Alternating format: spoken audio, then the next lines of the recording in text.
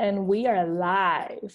All right. So we are doing something a bit different today because, our Insecure recaps, Insecure Mondays are usually on Instagram Live, but, we've been having a lot of technical difficulties with that. And in order to, ensure that we have a smooth production, a smooth review, we are switching the format now to recording, pre-recording, and then sharing on Instagram and YouTube. So I think this will be a better format just because we can really talk about what we want to at any time. And we're not beholden by an hour time. I think we're not beholden. Let me not say that before we cut off. So today, we're doing something different and I'm kind of excited about it. We will be able to do so much more with this. Right. And I'm just I am ready to review the last episode of Insecure because that was a lot.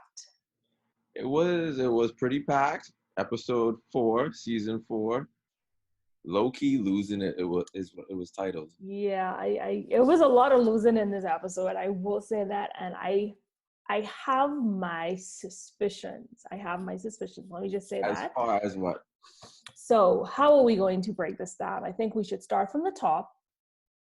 And we're going to start from Issa putting out was it before or after when her, the water for the complex went off? I was just about to say episode 4, the beginning really set the tone for the episode because all the tenants showed up at her door because the water was off in the building, and it just showed that things were about to go downhill from there. I agree, but I'm trying to figure out, I don't even know what Issa's job is. Are you the manager of the building? Because you never seem to get anything correct. Uh-huh. And so I think that she's been placing probably so much emphasis on her block party that she is actually neglecting her actual real life job. Right. So I think that for me was girl, you already getting into it in terms of you need to hold your ish together because this is the only job you have. Your block party hasn't kicked off yet. So let's just not slip back into Issa tendencies of being irresponsible and all of that. Right. Yeah, I just felt because when did she get to start living in that building? Was that season 2 or 3? I actually think it was season 3 because season 2, I think she was living with Daniel, if I am correct. Hi, Daniel. We almost forgot about Daniel. At least I did. Yeah. And so I think she's had a very stable job so far, but I do think that I could say she's losing it a bit. And so we start off with her at the apartment and all of her residents complaining about the water being off. After that, I think we saw where she was working on her block party flyer.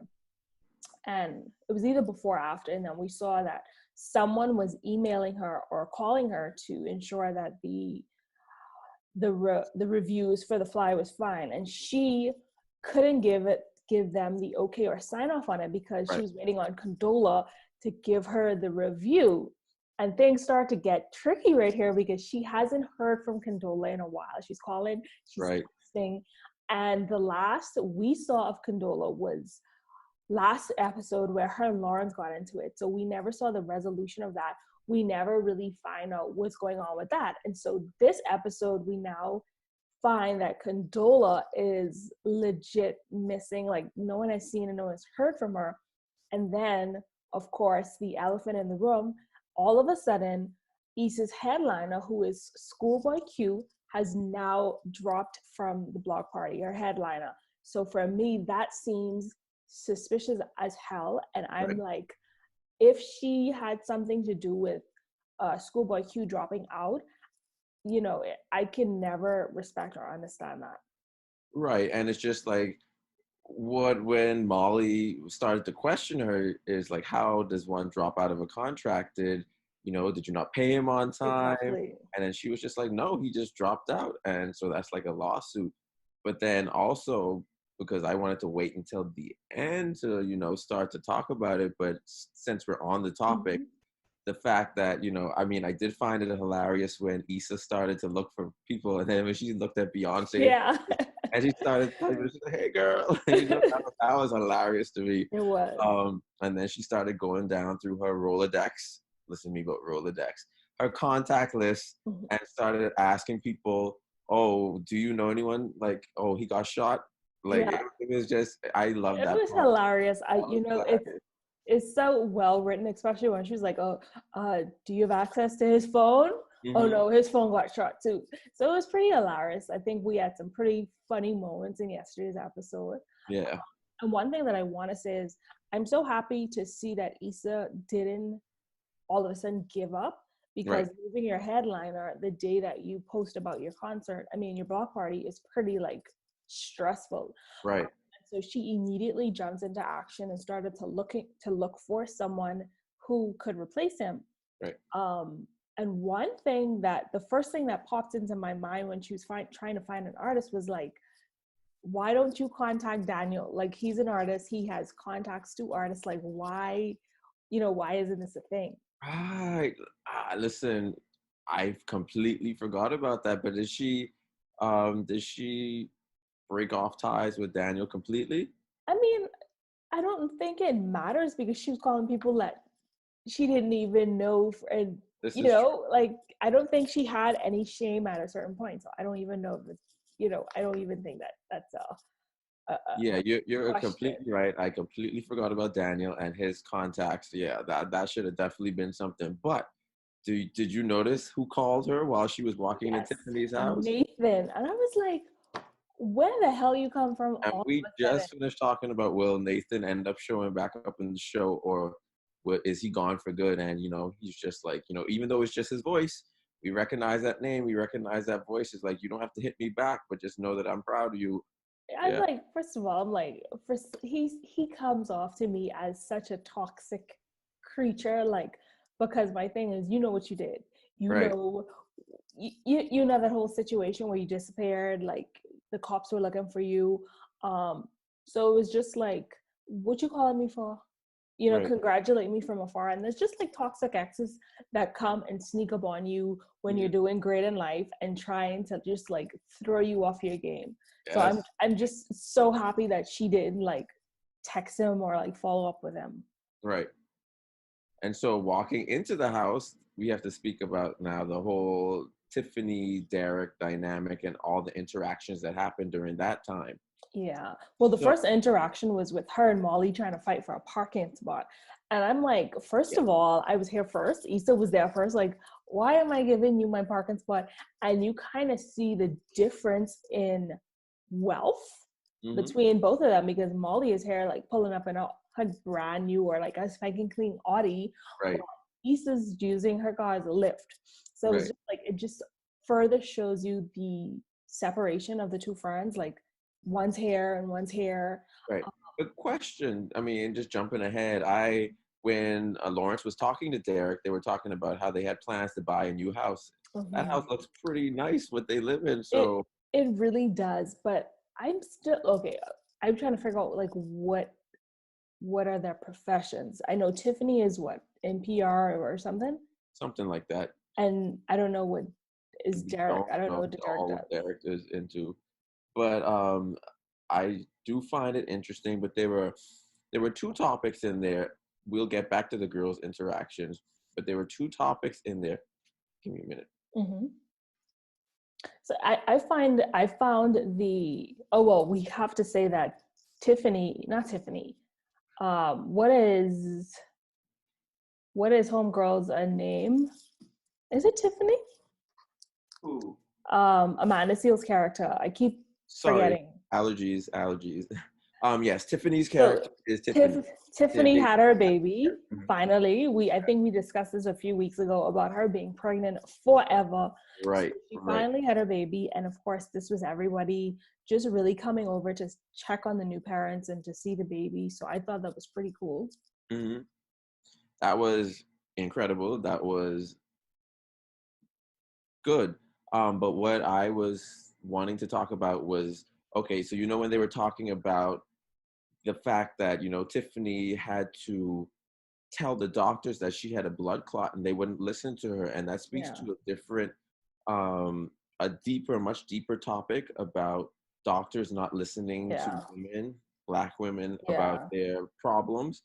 And I like the fact that they did it in such a lighthearted way, but it Yeah. actually is a serious issue. It And is. secondly, between the men, Lawrence and Derek, Mm-hmm. Derek was like, damn, he did some terrible things to some women.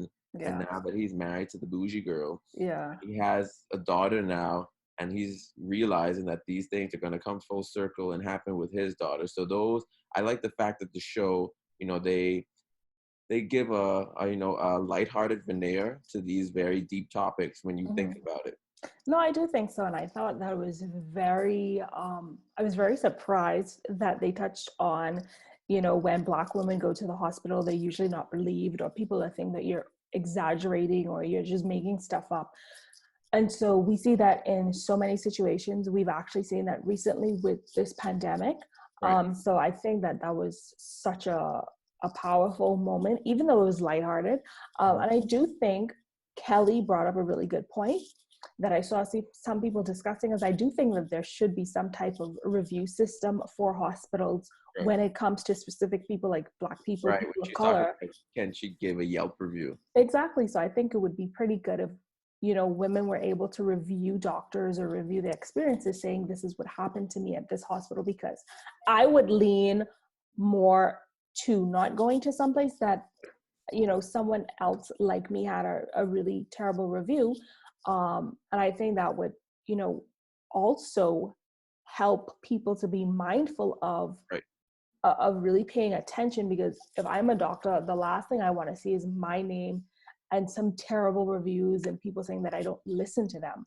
So I think that would be a really good Especially in invention such a or serious sub. discussion like that. Mm-hmm. But let's also take a look back at their house, Kelly and Tiffany's relationship.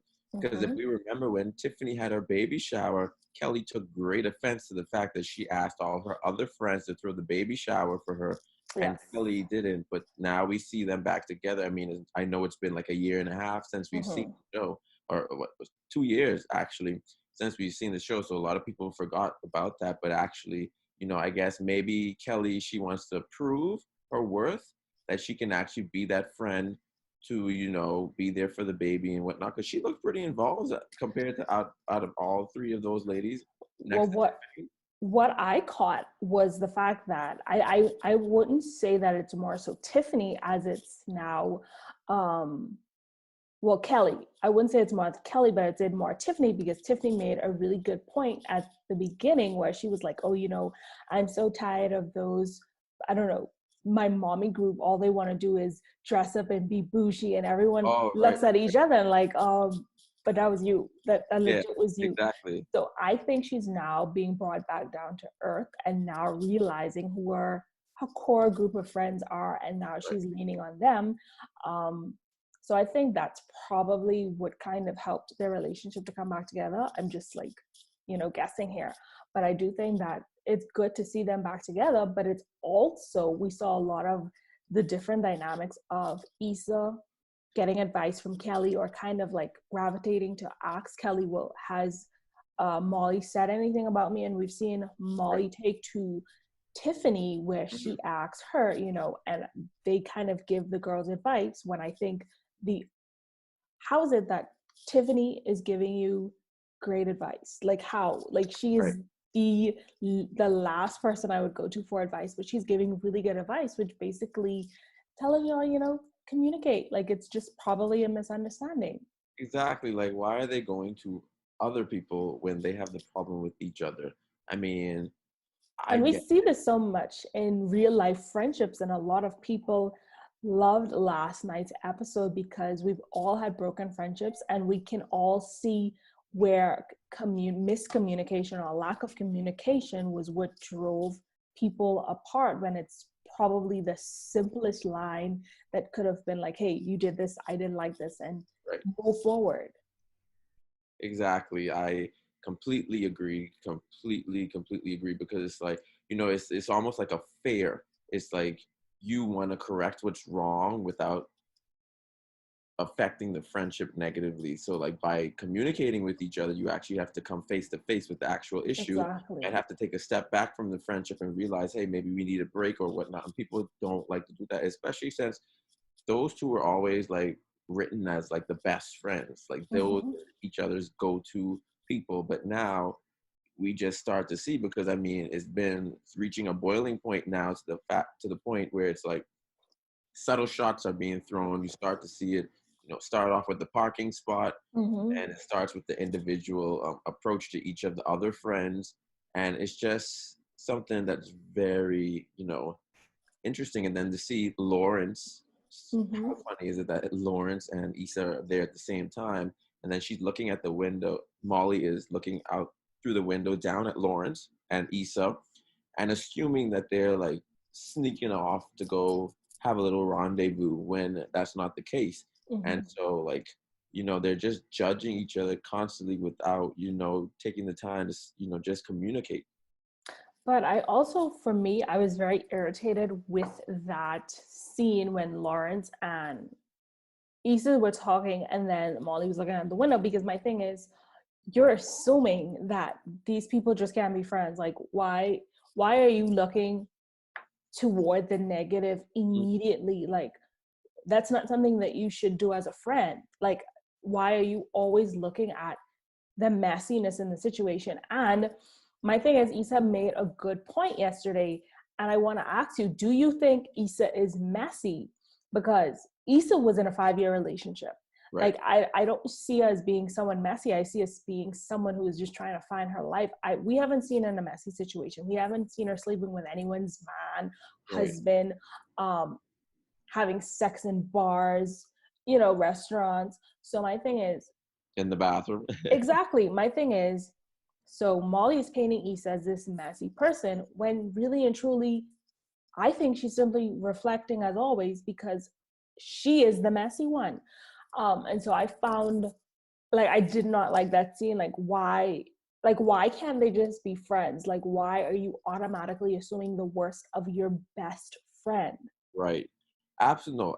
Well, like I said, I think an episode when we did the first recap, you don't stop loving someone you've You been don't. with after 5 years. And I just was having, I was at my, I was talking to some friends out in Mm-hmm. Brooklyn this past weekend, and she and he, because they're a couple, they were talking about, like, they say it usually takes, if you're with somebody for 5 years, it takes you 2.5 years. And they were like, no, actually, when you're with somebody, it actually takes sort of double the Mm-hmm. time. Of course, not for everyone, but if you're with somebody for 5 years, you're not gonna. Yes, you might moved on, gone with someone else, but you won't completely rid yourself of that person for double the time. So it'll take a whole decade for you to completely rid that person, out of your system. So yeah, I definitely expect them, especially since they have a mutual group of friends.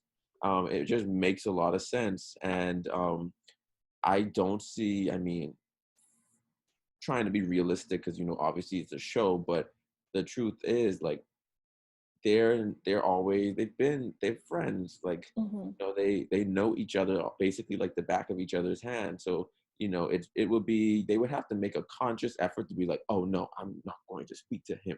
But they have, things that they just click, like I Condola agree. said.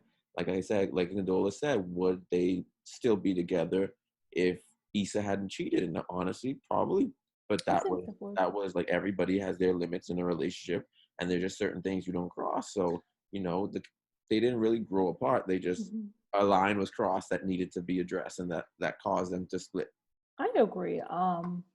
And even so, I am very interested to see what Issa wanted to tell. Um, Lawrence wanted to tell Issa when they were downstairs, because he had something to tell her. So Right. I'm not sure if it was A, me and Condola broke up, Mhm. or B, I want to be friends, or just hang out, or because I feel like they're setting up Lawrence right now to be someone who wants to start a family. The way he was looking at the baby, very paternal. So I think something's deeper is going on with Lawrence. Um, and like, I just think that I want to know what's going on, like why, like because he seemed like he really needed to talk to her.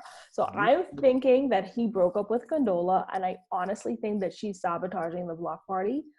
But I think it's so messy because I don't think Issa had anything to do with it at all. It was just what it was. Right. You just gave me an aha moment. Like, seriously, I honestly did not think of that at all. When they were having the conversation, I honestly thought that Lawrence was about to tell her, like, oh, hey, yeah, I think we've agreed that, Condola, she doesn't really want to, she wants to communicate. But then the way the last episode left off, you realize that, Yeah. hey, it's a huge possibility that they probably realize that, this isn't going to work. Let's separate. But on top of that, the fact that the dots are connecting because one, Lawrence wants to really talk to Issa. Two, all of a sudden now her headliner drops out. Right. Before that, she can't even get in contact with Condola. Condola not answering texts, emails, anything. Right. And my thing is, if a artist has dropped out, you're working on a project, you wouldn't even call me, like as someone that you're working with your partner to even discuss. Like, I'm just baffled. Like, I honestly think she had something to do with it, and I think she's being spiteful. Like I said, last episode made me feel like I didn't like her at all. Like, I felt like she was kind of fake, just bourgeois, and just totally like playing Lawrence. So that was my overall assessment of her. And I do think that in the next episode that's coming up, we're gonna, I guess, dive more into what's going on. But I want to. I was going to ask you. So, is next week episode the block party, or it's just it was like a warm up to the block? No. I don't think it's next week. I think it's probably gonna be the finale. I think the block parties. It has to be the finale because they don't have the artists. Just the way the preview looked, how they were going through the different vendors, things look set up and whatnot. I guess it was like I think it was like a showcase or a preview of what it was going to be. But I mean, Issa and Molly were talking, but before we go into that part at the end, let's talk about Molly and Andrew. Honestly, I don't even. Yeah, a lot of people were hitting me. Well, not a lot of people, but there were one or two people who hit me up, and after the episode, they were basically saying Molly's annoying, and it's sort of interesting because the first interaction you see with Molly and Andrew this episode, she's like, "Oh, hey, I have to finish up some work.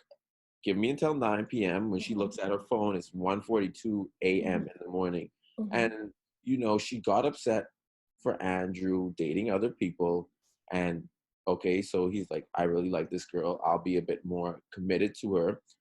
And now it's like, I feel like she's very selfish. I think she is. I think she wants a lapdog who's just going to do just to, accommodate her every facet of life when it doesn't work. Because I mean, the guy literally laid there and fell asleep for her and woke up and had no attitude. Someone like me, I'd have been gone a long time. I'd have been like, you know what, I think you're just busy. I'll come back later. I agree. And I think that Molly has been consistently selfish. We see it in her friendship, her personal life, her family life. She's always angry. She's angry at her parents. She's angry at Issa. She's angry at Andrew. Right. And I think that it also gives us a really great, I guess, point of balancing a very thriving work life with having a personal life. Right. And women always have to kind of choose sometimes of like where your focus is, because like she told Andrew, you are my number one. What did she say? She said something like, oh, you're my biggest priority, or like you're my whatever she said. Right. But that's not the case. First of all, you just met him yesterday. So let's be real. Right. So I think it really gives us a great look at the dynamics of a very healthy working woman trying to balance a new relationship. And I think that's a very real, that's real in life. Like, you get busy, things happen, you're a lawyer, but at the same time, you pushed for this relationship. So why can't you learn to compromise? And I felt like her actions at dinner was very immature. Like, how is it that you, first of all, you said you wasn't coming to dinner. Right. And that's So the thing. I planned my own situation with my friends. And now that you accommodate me, I'm supposed to just cancel everything I'm doing because you feel like I should. So I find that to be extremely selfish. And I feel like Andrew is not someone that she's gonna push around, which is why he's giving her this like they're kind of like going back and forth, because I am not someone that you're gonna play. Like, you're not gonna have me on the side whenever you call. I'm gonna Right. come running. And I think she's not used to this type of relationship, because she said, you know, I've never had to do this before because I would have already messed this up. So that Right. shows you her immaturity when it comes to relationships and her inability to actually foster long-term relationships. Exactly. And I mean, I hate to say this, but she's becoming a stereotype that I don't think Yeah. Black women deserve. And I think she's becoming that angry Black woman. I Well, mean, I think she is kind of. uh-huh. Maybe she's not there fully, but I Right. think she does. It's kind of very stereotypical. I want what I want it now, and you have Right. to accommodate me. hmm I mean, I guess you sort of can expect. I mean, you look at her, she's very much a professional. She's a lawyer. So you look at things like that and you say, okay, she just, high standards. But to me, I look at Andrew and he's pretty low key and chill. Hmm. And I she, agree. I don't think, I mean, you don't have to be the exact same type of person to be with someone, but I don't find them to complement each other. And I'm just speaking personality wise, not anything having to do with looks. I just feel like personality wise, they don't complement each other. I don't think so, but I do think that he's good for her. Mm-hmm. So I would like to see the relationship grow. Um, and I think this is a good time for us to segue into the Issa and Molly work conversation. Right. But before So, we get into that, I mhm, just want to say it's very natural for him because in real life, Alexander Hodge, who plays Andrew, his real life girlfriend, wife, she's actually dark skinned like Molly. So that, I guess, that is a pretty natural thing for him to play, I guess, because, you mean there is acting, but then when there's some realism involved in it, I guess it does make for a better sort of chemistry. I guess. I mean, I But guess. but like you were about to go into, leading into sort of the climax, anticlimax of the whole episode, Issa finally, says that, okay, I'm gonna give Molly a call. Molly looks at her phone and she's like, okay, it's Issa, thinking that Issa's about to call her, to check in on her so they can Mhm, finally speak. Issa's like, hey girl, can you ask Andrew about, mhm, Live Nation? And she's like, yeah, I'll ask him, which leads to her going to Andrew's place to make up for her the night before dinner. mhm. And Molly calls Issa back to let her know, like, hey, I'm not going to ask him because this relationship is something have pride in right now, and I want to see it go through. So right now I'm choosing my relationship over you, Issa. Well, mhm. Well, in my opinion, I go back to the conversation at work, and I think that was a moment for Issa, a real moment for Issa and Molly to have a conversation. But I do understand where Issa was coming from, because when you're so caught up in work and trying to kind of, not even to extinguish the fire that she has going on. Right, Basically, I'm only calling you for one thing. And yes, it may have seemed selfish, but if you look at their friendship in its totality, I don't think it was, why am I running on with you right now? First right, of all, work isn't even the place to have a long, drawn out conversation about our relationship. That's something that should be done in person. So Molly clearly was happy to hear from Issa. She wanted to speak to her. And so my point of this is, Issa called you. So it's clear she called you for a reason, Right. whether it be to ask about your day or whatever. So I don't fault Issa for just trying to get to the point at hand. Hey, I need you to do me a favor. Yeah, I would have been pissed in the situation because I've had things to talk to you about. I want to really talk to you as my friend because it's clear that she's missing her friend. But I do feel like her resentment, I don't think she was ever going to ask Andrew, honestly. I think she didn't care to ask Andrew. And I do realize that she is in a sticky position. It's a new friendship relationship, but this is your best friend. This is her most important work event that she's had in a very long time. And no matter if we're upset, we're going through something, I am going to ask. Right. He's either going to tell you yes or he's going to tell you no, and it's not going to ruin your friendship because it has nothing to do with you. I'm not going to get mad at my best friend if her boyfriend says he can't do something. I will find another way to do it. But I think it was very selfish. And I mean, I hate to say this, but you just met Andrew. Andrew can't be the most important person to you yet. And I don't think that relationship will last. And I honestly, if I was Issa, for me, I want to say the friendship would have been done, but I don't think it would have been done, but it would have been very much like we would have been shattered because this was your chance to actually have some input in the blog party. You've helped me zero. You got mad because I'm working with Condola, which is Lawrence's girlfriend, who has helped me so much to this point. Right. This is your chance to say, look, you're my best friend. I got your back. But you can't even do that. So I just feel like I was just totally turned off in that position. I understand, but I was just like, you are not a good friend. Like, no matter what you're going through, you always have your girl's back. Like, that's just what it is.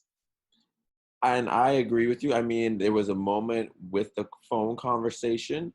I mean, you sort of answered my question because I had that question for you. I was going to ask you, how would you take it if you were, I was going to say, whose side do you take? Like, are you more Molly's side or Issa's side? Would you have chosen your significant other of 1 month over your best friend? But also the phone call, I could understand why Molly would have gotten upset is because, I mean, like, I understood, like, yes, there are things that need to be addressed. Let's not keep looking past it. I get it that we are close, thick as thieves, or we're supposed to be, have this multi-year bond friendship. But at the same time, your best friend, your close friend is in need. I mean, this block party is make or break for her. This has the ability to catapult her to a whole level that she could be able to afford an Audi to drive around. Or this has the ability to tarnish her where nobody will ever work with her again. And I just feel like listening to Molly at the end of the episode when she's like, you know, I don't care. That's what basically she's like, I don't care. That's your luck, you buck. Like, yeah, basically. Yeah. And I do feel like it came from, there was some animosity behind it, and it just wasn't like, oh, I'm truly, I really love you, Issa, but I just want to, I really need this for myself. It came from a place like, you haven't been catering to me as a friend, so like, ha ha ha, this is my next shot towards you. No, I honestly think so. And I feel like you said the most important thing about the whole conversation was it didn't even come from a place like, honestly, like, I'm so afraid to ask him. Like, I just can't ask him. It came from a place like, nigga, I ain't asking. Like, you ain't doing nothing for me lately. You ain't been around. So I'm not catering to you. I'm not giving you that access. And I think that was just like, I was like, where is this coming from? Like, it just seemed like, and it always reverts back to me where I say that Molly never wants to see Issa outshine her. Right. Like, she never wants Issa to have her moment. And I feel like this was like, oh, okay, I helping you. Like, it was just that for me. And I feel like I'll bring it home. Like, for me, so many people, friends, family have asked me to ask my significant other to do things, to like, and for me, it's always a very uncomfortable position just because like like Molly said, like I Never want don't to feel like like you're using someone. exactly, and I don't like to mix business and pleasure. I don't, and that's just it. Just makes things uncomfortable. But I'm not gonna not ask.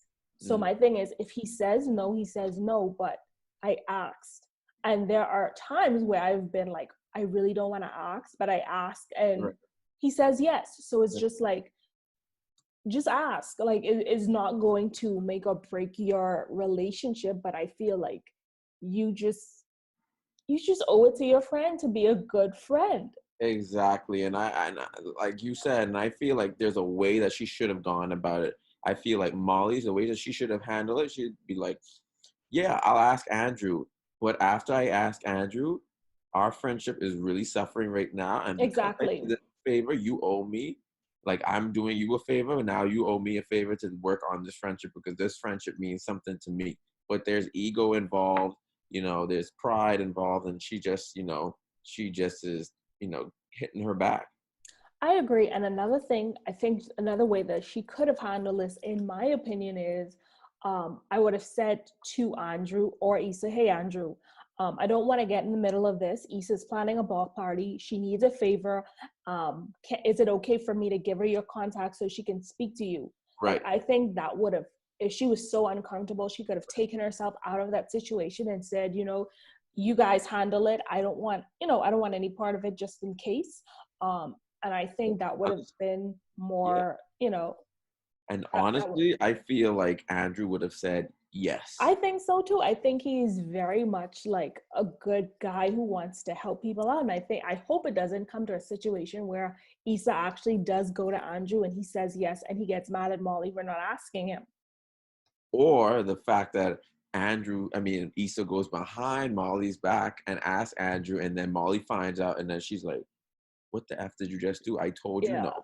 How that dare you do too. that?" That too. So I think, but my thing is, even I think it could even benefit Andrew because it's publicity for an artist, it's publicity for his company, and who knows if they have the marketing dollars, who knows if he's trying to put his artist on. So I think it was just like, just ask.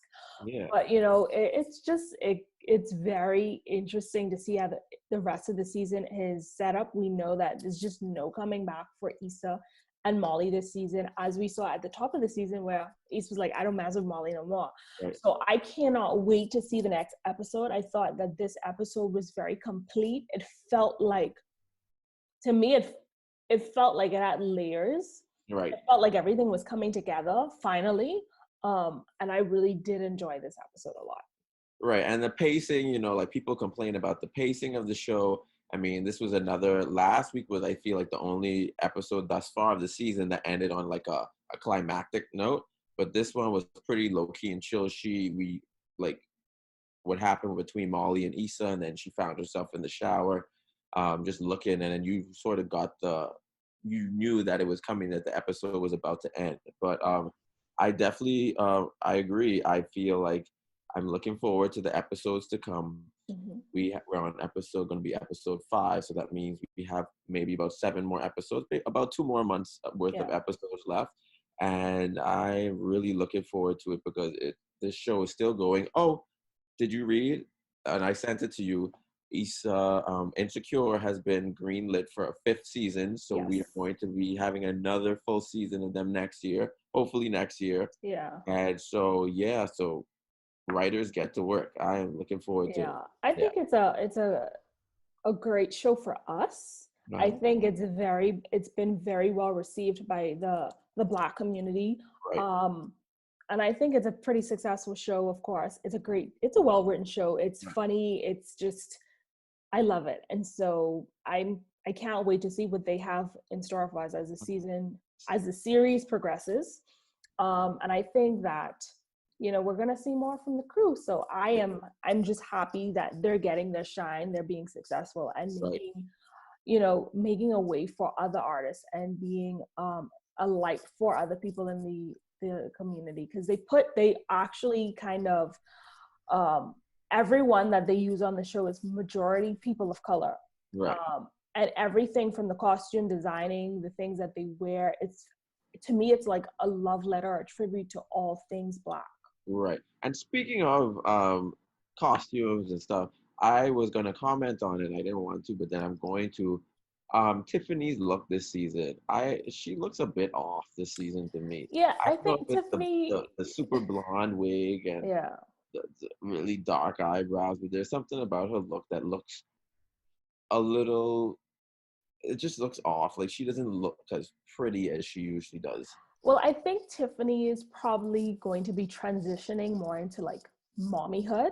Yeah, Her weave was terrible. Like she was like not on.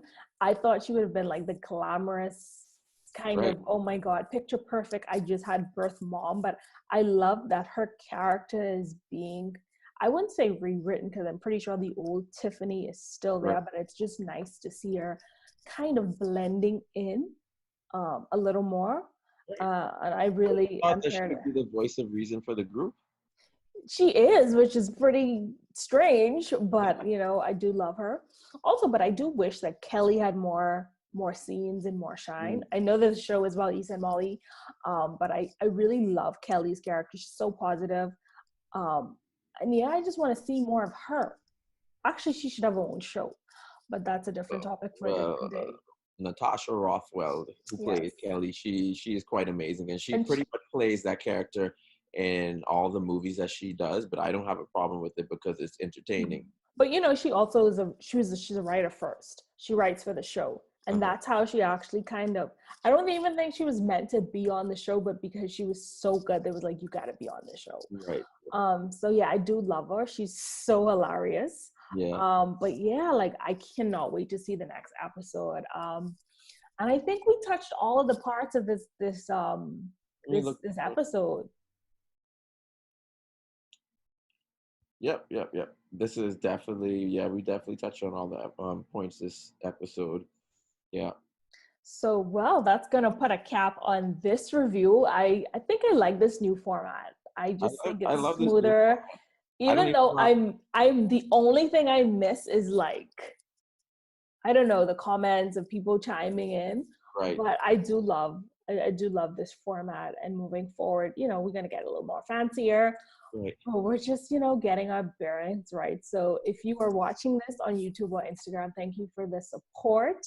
Yeah, we will be bringing you weekly updates and probably expanding into more, Right. you know, reviews. But thank you for the support so far. Yeah. Thank you, viewers. I actually don't think we even introduced ourselves at the top of this. Oh yes. Ladies and gentlemen, this is Sharice Major or Shiso Major. And And this is check Chet. check in Cage. So yeah, follow us on Instagram at Shiso Major at Chet A Kincaid. And yeah, we can connect. So until next week, take See you care. guys later.